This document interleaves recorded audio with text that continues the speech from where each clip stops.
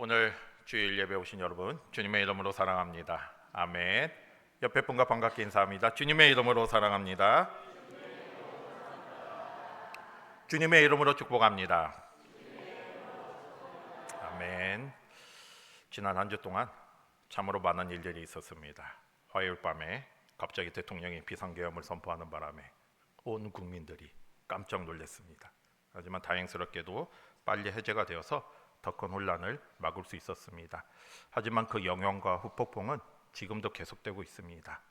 우리가 더 깨어 기도하면서 우리나라가 더 이상 혼란에 빠지지 않도록, 그리고 하루빨리 안정을 찾을 수 있도록, 그리고 하나님의 공의와 정의대로 우리나라가 다스려질 수 있도록 우리 그리스도인들이 더 깨어 기도하는 저와 여러분들이 되시기를 바랍니다.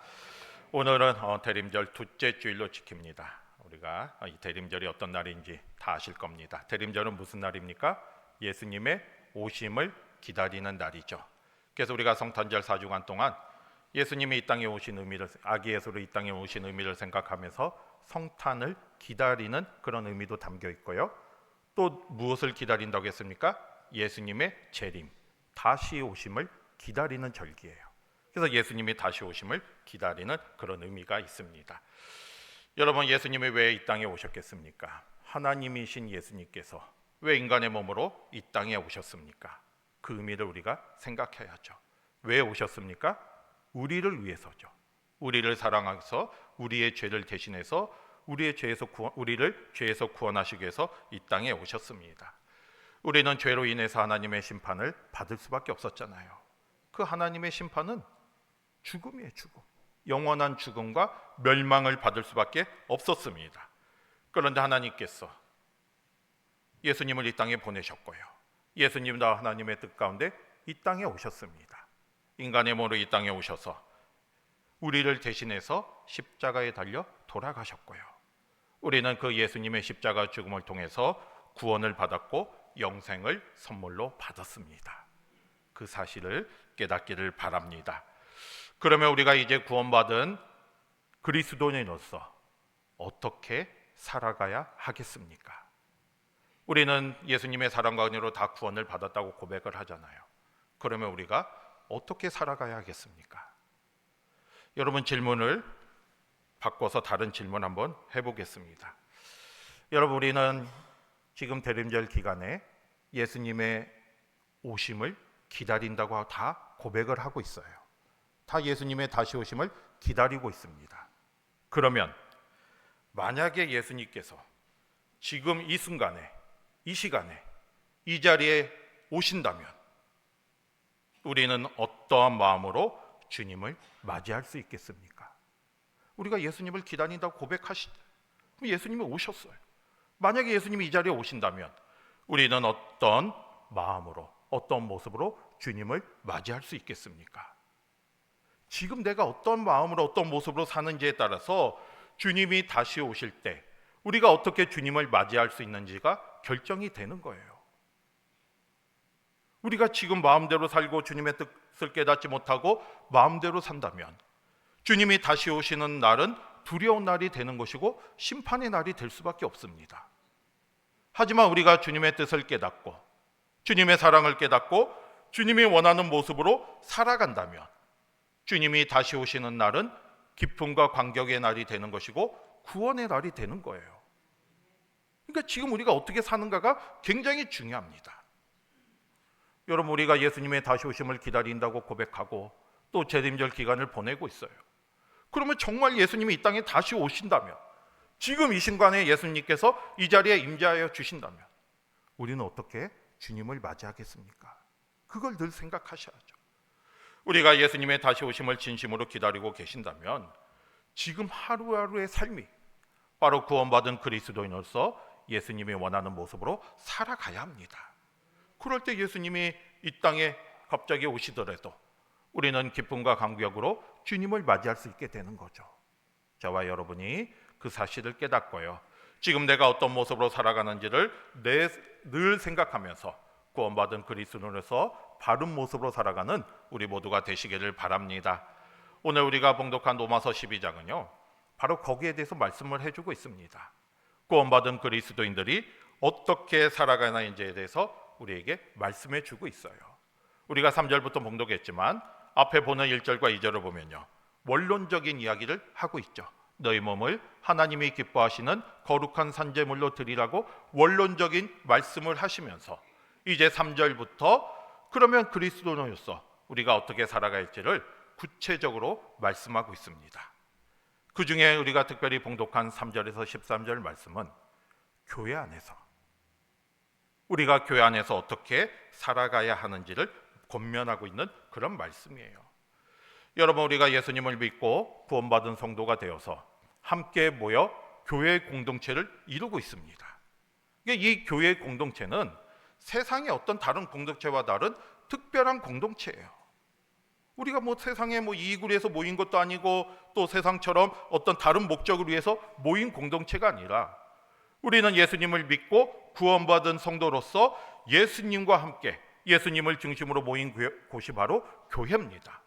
그러면 교회는 특별한 곳이 돼야죠. 다른 세상 공동체와 다른 곳이 돼야 합니다. 그런데 우리는 교회 안에서 구원받은 그리스도인으로서 어떻게 살아가고 있습니까? 교회 안에서도 바른 모습으로 살아가지 못하는데, 교회 안에서도 우리가 구원받은 그리스도인으로서 바른 모습으로 살아가지 못하는데 어떻게 우리가 세상을 향해서 예수님의 사랑을 전하고 예수님처럼 살아가라고 말을 할 수 있겠습니까?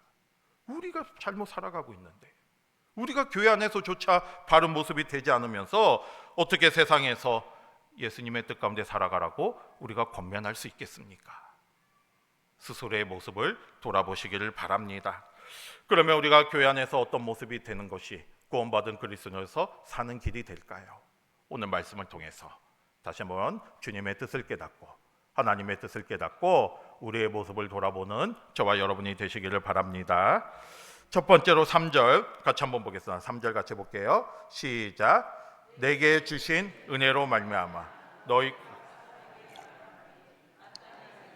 그 이상의 생각을 품지 말고 오직 하나님께서 각 사람에게 나누어 주신 믿음의 분량대로 지혜롭게 생각하라. 아멘. 여러분, 3절 말씀을 보면요, 먼저 뭐라고 했습니까? 마땅히 생각할 그 이상의 생각을 품지 말라고 했어요. 마땅히 생각할 그 이상의 생각을 품지 말라. 이게 무슨 말이겠습니까? 자신의 모습을 잘 살펴보라는 거예요. 나의 모습을 살펴보며 내가 어느 정도 사람인지를 깨닫고 그 이상의 생각을 하지 말라는 거죠. 이 말을 좀 속된 표현으로 바꾸어 표현한다면 자기 분수를 알라는 거예요. 분수를. 바울이 지금 그렇게 권면을 하고 있습니다. 왜 이렇게 권면을 했겠습니까? 여러분, 당시 로마 교회 안에 하나님께서 많은 은사와 직분을 맡겨주셔서 많은 사람들이 주님의 일을 하고 있었어요. 맡은 직분과 은사를 가지고 주님의 일을 하고 있는데 문제가 뭐였냐면 그들은 하나님의 일을 섬기고 주님의 일을 겸손으로 섬기는 것이 아니라 자기를 자랑하고 자기를 드러내기 시작했습니다. 교회 질서가 있는데 그 질서를 무시하고 월권 행위를 하기 시작했어요. 그러다 보니까 교회 안에서 여러 가지 문제가 생기기 시작했습니다. 질서가 있는데 질서가 무너졌어요. 자기를 자랑하다 보니까 서로 이렇게 하나 되지 못하는 그런 모습이 되었습니다. 그러니까 교회 안에 이런 문제 가운데 질서가 무너지고 또 서로 하나 되지 못하는 가운데 있다 보니까 바울이 지금 먼저 교회 안에서 어떻게 해야 할지를 권면하면서 마땅히 생각할 그 이상의 생각을 품지 말라고 권면하고 있는 거예요. 다시 말해서 자신에게 하나님이 주신 은사를 가지고 그 직분을 가지고 교회 안의 질서를 지키며 그 하나님의 뜻 가운데 교회를 섬겨 나갈 것을 권면하고 있습니다. 여러분, 우리도 마찬가지죠. 우리도 주님이 주신 여러 가지 은사와 직분이 있는데 그 직분을 가지고 주님이 원하시는 것이 나를 자랑하는 게 아니에요. 내가 나타나는 게 아니에요. 교회 안에서 우리의 섬김은 오직 주님이 나타나고 주님의 영광으로 해서 주님을 섬겨 나가야 합니다. 저와 여러분이 주님의 뜻을 깨닫고 이 믿음으로 나아가시기를 바랍니다. 그러면서 바울이 뭐라고 권면하고 있습니까? 3절 마지막에 보면 오직 하나님께서 각 사람에게 나누어 주신 무엇으로 하라고 했어요? 믿음의 분량대로 지혜롭게 섬기라고 했어요. 지혜롭게 생각하라. 여기서 말하는 믿음은 우리가 예수님을 믿고 구원에 이르는 그런 믿음이 아니고요. 여기서 말하는 믿음은 자신이 받은 영적 은사를 바르게 생각하는, 어떻게 하면 올바르게 생각할지 그를 깨닫는 그런 마음이에요. 그 믿음의 분량대로 내가 깨달은 대로 주님의 일을 지혜롭게 섬기라 말씀하고 있습니다. 내가 받은 은사대로. 여러분, 하나님께서는요 우리 각자에게 은사를 주셨습니다. 여기 6절과 8절에 보면 여러 가지 다양한 은사들이 나오잖아요. 그런데 여기 나오는 이 다양한 은사들을 똑같은 사람에게 똑같이 주신 게 아니에요. 모든 사람에게 똑같이 나누어 주신 게 아니라 하나님이 우리에게 원하는 사명들이 다 있잖아요. 하나님이 우리를 통해서 하시고자 하는 일들이 다 다릅니다. 거기에 맞게 하나님께서는 서로 다른 은사를 나누어 주셨어요. 필요에 따라 그 은사를 주셨습니다. 그러면 우리가 어떻게 하겠습니까? 그 하나님께 받은 은사를 가지고 오늘 말씀처럼 그 믿음의 분량대로 지혜롭게 그거를 활용해야 돼요. 지혜롭게 생각하면서 주님이 맡겨주신 일을 감당해야 합니다. 은사를 서로 비교하는 게 아니에요. 나는 이거 주셨는데 다른 사람은 이거 봐. 이걸 비교하는 게 아니고요. 내가 받은 은사가 무엇인지를 깨닫고 나는 이 은사를 통해서 얼마만큼 주님의 일을 하고 있는지를 깨달으면서 믿음의 분량대로 주님의 일을 해나가는 저와 여러분이 되시기를 바랍니다. 여러분, 오늘 말씀처럼 바울은 교회와 성도들의 관계를 이렇게 몸의 지체로 비유하고 있잖아요. 4절 5절 한번 같이 보겠습니다. 4절 5절 같이 볼게요. 시작. 우리가 한 몸에 많은 지체를 가졌으나 모든 지체가 같은 기능을 가진 것이 아니니 이와 같이 우리 많은 사람이 그리스도 안에서 한 몸이 되어 서로 지체가 되었느니라. 아멘. 바울은 이 받은 은사를 가지고 믿음의 분량대로 지혜롭게 행할 것을 권면하면서 우리가 교회를 이루는 지체임을 다시 한번 강조하고 있습니다. 여러분, 바울은요 성경의 여러 곳에서 이렇게 교회와 우리와의 관계를 몸의 지체로 비유를 많이 하고 있어요. 오늘 말씀도 바로 그렇게 비유를 하고 있습니다. 여러분, 우리의 몸을 한번 살펴보세요. 우리의 몸은 여러 지체로 이루어져 있습니다. 손이 있고 발이 있고 눈이 있고 입이 있고 귀가 있어요. 그런데 그 지체는 모두 다 역할이 다 다릅니다. 손은 손의 역할이 있고 발은 발의 역할이 있습니다. 그런데 중요한 건 뭐겠습니까? 모든 지체가 이 머리의 명령에 따라서 함께 한 마음으로 움직여야 건강한 몸이 될 수가 있는 거예요. 머리의 뜻에 따라서 움직일 때 그 일을 할 수가 있는 것이고 또 건강한 몸이 될 수가 있습니다. 교회도 마찬가지예요. 교회는 예수님을 믿는 성도들이 모인 공동체이지만 우리는 서로 다양한 배경을 가지고 있고 다양한 생각을 가지고 있습니다. 그러다 보니까 자칫하면 하나가 되지 못하고 파당이 지어질 수밖에 없고 분열할 수밖에 없어요. 그런데 여러분, 한 가지 중요한 사실을 잊지 마시기를 바랍니다. 우리가 교회 안에 다양한 모습들이 있고 또 다양한 역할을 감당하고 또 여러 가지 은사를 받고 주님의 일을 하지만 우리는 교회 안에 각 지체고 이 교회의 머리는 누가 되신다는 거예요? 예수님이 머리가 되시는 거예요. 우리는 이 각 지체로서 이 교회를 이루고 있는 이 지체로서 이 머리 되신 예수님의 뜻에 따라 한 마음으로 움직여야 합니다. 여러분, 그렇잖아요. 아까도 말씀드린 것처럼 이 몸의 지체가 이 머리의 명령에 따라서 한 마음으로 움직일 때 그 일을 수행할 수 있고 건강한 몸이 될 수 있는 것처럼 우리도 머리 대신 예수님의 뜻에 따라서 각 지체, 우리는 손의 역할도 하고 발의 역할도 하고 눈의 역할도 하고 입의 역할도 하지만 이 머리 대신 예수님의 뜻에 따라서 한 마음으로 움직일 때 건강한 교회가 될 수가 있고요, 주님의 사명을 감당할 수가 있습니다. 저와 여러분이 이 사실을 깨닫기를 바랍니다. 우리 각자는 주님이 주신 은사대로 또 주님이 맡겨주신 직분대로 교회 안에서 다양하게 주님을 섬기고 있어요. 다양한 모습으로 주님을 섬기고 있습니다. 하지만 분명한 것은 우리의 머리는 예수님이시다. 교회의 머리는 예수님이시다. 이 사실을 깨닫고요, 교회의 질서를 지키고 또 받은 은사대로 믿음의 분량대로 지혜롭게 교회를 온전히 섬겨나가는 저와 여러분이 되시기를 주님의 이름으로 축복합니다. 그 다음에 우리가 교회 안에서 어떤 모습이 되어야겠습니까?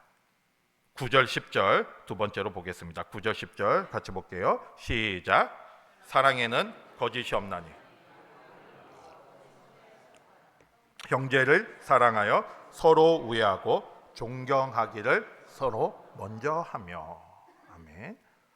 여러분, 교회 안에서 오늘 말씀을 보면요, 우리가 구원받은 그리스도 살아가기 위해서 어떻게 하라고 했습니까?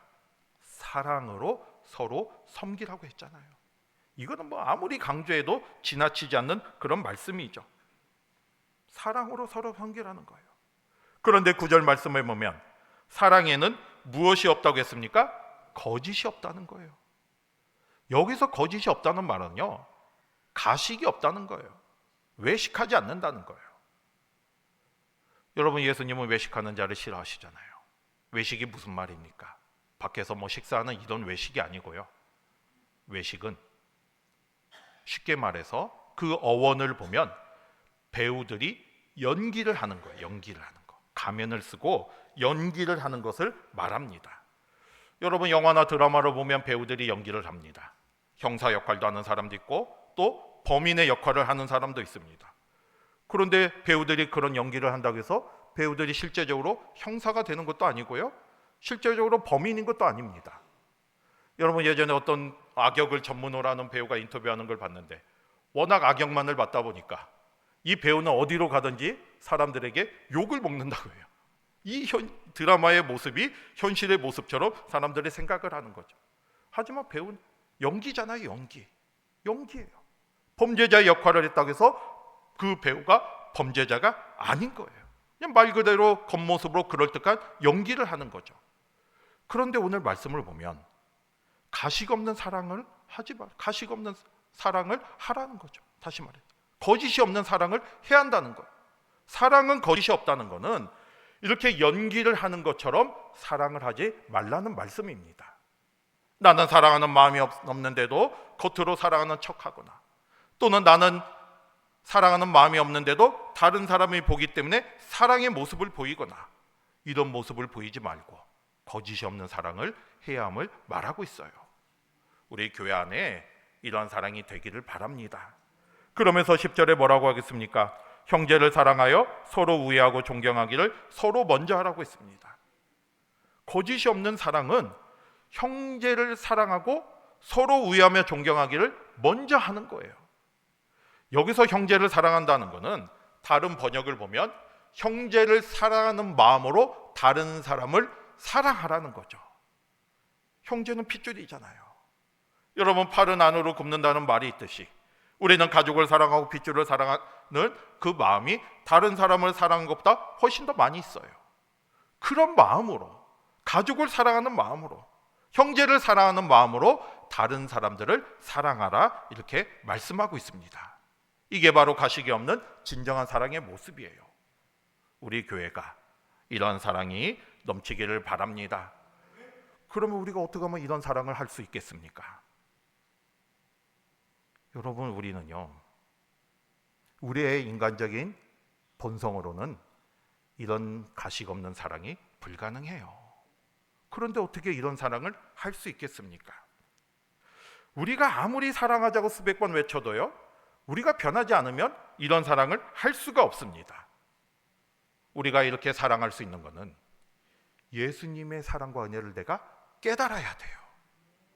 예수님의 사랑과 은혜를 깨닫고 그 십자가의 사랑이 내 마음에 와 닿을 때, 진심으로 그 사랑이 내 마음속에 깨달아질 때 우리는 이 사랑을 할 수가 있습니다. 요즘 우리가 대림절 기간을 보내면서 예수님의 십자가의 사랑을 묵상하고 나아가고 있잖아요. 그 사랑을 깨닫고 진심으로 예수님의 사랑을 통해서 우리도 서로 사랑하는 저와 여러분이 되시기를 바랍니다. 여러분, 예수님께서 새 계명을 너에게 주노니 뭐라고 말씀하셨습니까? 서로 사랑하라 말씀하셨어요. 그런데 그 뒤에 더 중요한 말씀이 있습니다. 새 계명을 너희에게 주노니 서로 사랑하라. 그리고 무슨 말씀을 하셨습니까? 내가 너희를 사랑한 것 같이 너희도 서로 사랑하라 말씀하셨어요.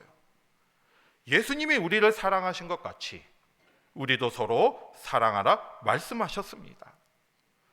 여러분, 예수님은 우리를 위해서 십자가에 달려 죽기까지 우리를 사랑하셨잖아요. 그 사랑을 깨닫고 우리가 더 주님의 사랑으로 서로 사랑하는 저와 여러분이 되시기를 바랍니다.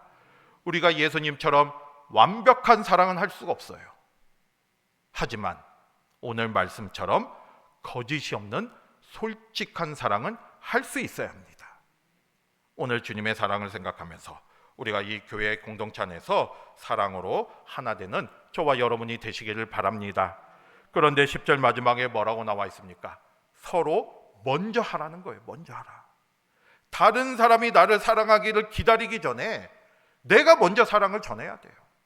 내가 먼저 주님의 사랑을 전할 때 우리는 주님의 사랑이 넘치는 교회를 세워나갈 수가 있습니다. 오늘 우리를 향한 주님의 뜻을 깨닫고 서로 먼저 주님의 사랑을 전하는 저와 여러분이 되시기를 주님의 이름으로 축복합니다. 그 다음에 세 번째로 우리는 교회 안에서 어떤 모습으로 살아가게 하겠습니까? 11절 같이 보겠습니다. 11절 같이 볼게요. 시작. 열심을 품고 주를 섬기라. 아멘. 열심을 품고 주를 섬기라고 말씀하고 있습니다. 부지런하여서 게으르지 말고. 여기서 열심을 품는다는 말은 뜨거운 마음을 잊지 말라는 거예요. 그거를 잃어버리지 말라는 거예요. 이 마음속에 그 뜨거운 열정을 가지고 계속해서 주님을 섬겨나가라, 교회를 섬겨나가라, 이렇게 말씀하고 있습니다. 여러분, 우리는 지금 어떠한 모습으로 주님의 일을 하고 있습니까? 여러분, 우리가 믿음 생활하면서 가장 경계해야 할 부분이 바로 타성에 젖는 거예요. 타성에 젖는 거. 다시 말해서 처음에는 누구나 다 열정을 가지고 믿음 생활을 시작합니다. 그런데 우리가 시간이 지나면, 신앙의 연륜이 쌓이고 신앙이 지나면 타성에 젖어요. 나태해지기 쉽습니다. 그러면 이 신앙의 열정이 식으면서 미지근한 신앙이 되는 거예요. 그러다 보니까 주님의 일을 열심히 하지도 않아요. 더 열심히 시간이 지날수록 내가 더 신앙의 연륜이 쌓일수록 더 주님을 섬기고 열심을 나아가야 하는데 그냥 게으러지는 거죠. 오늘 말씀처럼 게으른 모습으로 나아가는 거죠. 영적으로 나태해지는 거죠. 그냥 이 정도 하면 되겠지 하면서 나는 부지런하지 못한 모습이 되는 겁니다. 여러분, 지금 우리는 어떠한 모습으로 주님의 일을 하고 있습니까? 나탐에 빠지고 타성에 젖어서 게으른 모습으로 나아가고 있습니까? 스스로 한번 생각해 보세요. 내가 지금 주님의 일을 한다고 하고 있는데 만약에 주님이 지금 이 땅에 다시 오신다면 주님이 지금 나의 모습을 보고 뭐라고 말씀하시겠습니까? 나는 주님의 어떤 마음으로 맞이할 수 있겠습니까? 다시 한번 오늘 말씀을 생각하면서 열심을 품고 주님을 섬기는 저와 여러분이 되시기를 바랍니다. 그러면 우리가 이런 모습이 어떠한 모습으로 나타나겠습니까? 12절, 13절 같이 보겠습니다. 두 가지로 말씀하고 있는데 같이 한번 말씀 봅니다. 시작. 소망 중에 즐거워하며 환난 중에 참으며 기도에 항상 힘쓰며 성도들의 쓸 것을 공급하며 손대접하기를 힘쓰라. 아멘. 우리가 열심히 품고 주를 섬겨 나갈 때 우리는 12절 말씀처럼 소망 중에 즐거워할 수 있고요, 환난 중에도 참을 수 있고요, 기도에 항상 힘쓰며 나아가게 됩니다. 여러분, 소망이라는 건 뭐겠습니까? 무엇을 소망하는 거예요? 하나님의 약속과 하나님 나라를 소망하는 거죠. 우리는 비록 이 땅에 살고 있지만 이 땅에서 삶이 끝이 아닙니다. 우리에게는 하나님 나라가 있잖아요. 영원한 생명이 있잖아요. 그걸 바라보면서 믿음으로 나아가는 거예요. 그런데 우리가 이 땅에 살아가면서 때로는 여러 가지 환난이 있고 어려움이 있을 수 있습니다. 항상 즐거운 일이 있는 것이 아니고 슬프고 힘든 일도 만날 때도 있어요. 하지만 우리가 그런 중에도 즐거워할 수 있는 것은 우리에게는 이 땅의 삶이 다가 아니라 무엇이 있기 때문에요? 하나님 나라가 있기 때문에, 하늘의 소망이 있기 때문에 우리는 그걸 소망하면서 믿음으로 나아갈 수가 있는 것이고요, 환난 중에도 참을 수가 있는 거죠. 저와 여러분이 소망을 품고 주님만을 바라보며 믿음으로 나아가시길 바라고요. 또 우리가 이렇게 환난을 참으며 나아갈 수 있는 것은 우리가 무엇을 할 수 있기 때문이에요? 기도할 수 있기 때문에. 오늘 말씀에도 나오잖아요. 기도에 항상 힘쓰라. 환난을 통해 어려움이 있어도 우리는 기도할 수 있기 때문에 그 소망을 가지고 나아갈 수가 있습니다. 우리가 주님의 일을 하면서 때로는 여러 가지 시험이 있고 어려움이 있을지라도 우리에는 기도할 수 있는 그 특권이 있기 때문에, 기도하면 하나님의 능력을 받을 수 있기 때문에 그 믿음을 가지고 기도하며 나아가는 저와 여러분이 되시기를 바랍니다. 전심으로 기도할 때 하나님의 능력을 체험할 수 있잖아요. 그걸 생각하면서 소망 중에 즐거워하며 끝까지 주님만 바라보며 나아가는 저와 여러분이 되시기를 바라고요. 그 다음에 13절에는 우리가 또 어떻게 살라고 했습니까? 성도들의 쓸 것을 공급하며 손대접하기를 힘쓰라고 했어요. 우리가 교회 공동체 안에서 서로 이런 모습이 돼야 돼요. 서로 돕고, 어려운 사람이 있다면 먼저 살펴보고 먼저 손을 내밀어주고, 주님의 사랑으로 친절을 베풀고 그 사랑을 전하며 살아가야죠. 그게 바로 이 교회 공동체 안에서 주님이 원하는 모습입니다. 여러분, 오늘 말씀처럼 주님의 사명을 깨닫기를 바라고요. 열심을 품고 주님을 섬기시기를 바랍니다. 다시 옛 열정이 회복되셔야 돼요. 우리가 정말 주님을, 그 구원의 기쁨을 가지고 주님을 섬겼을 때 그때 마음이 회복이 되셔야 돼요. 열심을 품고 주를 섬기면서 오늘 말씀처럼 하나님 나라의 소망을 두고 기도에 항상 힘쓰며 또 서로를 섬기고 서로를 도와주면서 주님의 몸된 교회를 올바르게 세워나가는 저와 여러분이 되시기를 바랍니다. 여러분, 이제 말씀을 정리하고자 합니다. 우리는 예수님의 사랑으로 죄에서 구원을 받고 이제 교회를, 공동체를 이루면서 지체가 되었습니다. 그러면 우리가 어떻게 해야겠습니까? 주님이 원하는 모습으로 구원받은 그리스도인으로서 살아가야 돼요. 바른 모습으로 살아가야 돼요. 오늘 말씀처럼 믿음의 분량대로 하나님이 주신 직분과 하나님이 주신 은사를 가지고 그 은사로 주님의 교회를 온전히 세워나가시길 바라고요. 또 사랑으로, 거짓이 없는 사랑으로 서로를 섬겨나가기를 바라고요. 마지막으로 열심을 품고 주님을 섬기는, 교회를 섬기는 우리 모두가 되시기를 바랍니다. 여러분, 3절 말씀해 보면 뭐라고 말하고 있습니까? 시작할 때 너희 각 사람에게 말한다고 했어요. 다시 말해서 오늘 이 말씀은 우리 한 사람 한 사람에게 주시는 하나님의 말씀이 돼야 됩니다. 여기서 이렇게 서로 섬겨라, 사랑해라, 또 열심을 붓고 주를 해야 한다면 우리는 무슨 생각을 하기가 쉽습니까? 나는 아닌데, 다른 집사님이 얘기인가 보다, 이렇게 생각하기가 쉬운데, 오늘 말씀처럼 이 말씀은 우리 모든 각 사람에게 주시는 하나님의 말씀이에요. 우리의 모습을 돌아보면서 각자의 모습 속에 하나님의 뜻을 깨닫기를 바랍니다. 우리가 이번 대림절 기간 동안 예수님의 오심을 기다린다고 고백하는데 입술로만이 고백이 아니라 정말 예수님이 이 순간에 이 자리에 오신다면 나는 어떠한 모습으로 주님을 맞이할 수 있는지를 늘 생각하면서 바른 모습으로 살아가는 저와 여러분이 되시기를 바라고요. 특별히 교회 공동체 안에서 우리가 어떻게 살아가야 할지를 깨닫고 주님이 원하는 모습으로 살아가는 저와 여러분이 되시기를 주님의 이름으로 축복합니다. 아멘.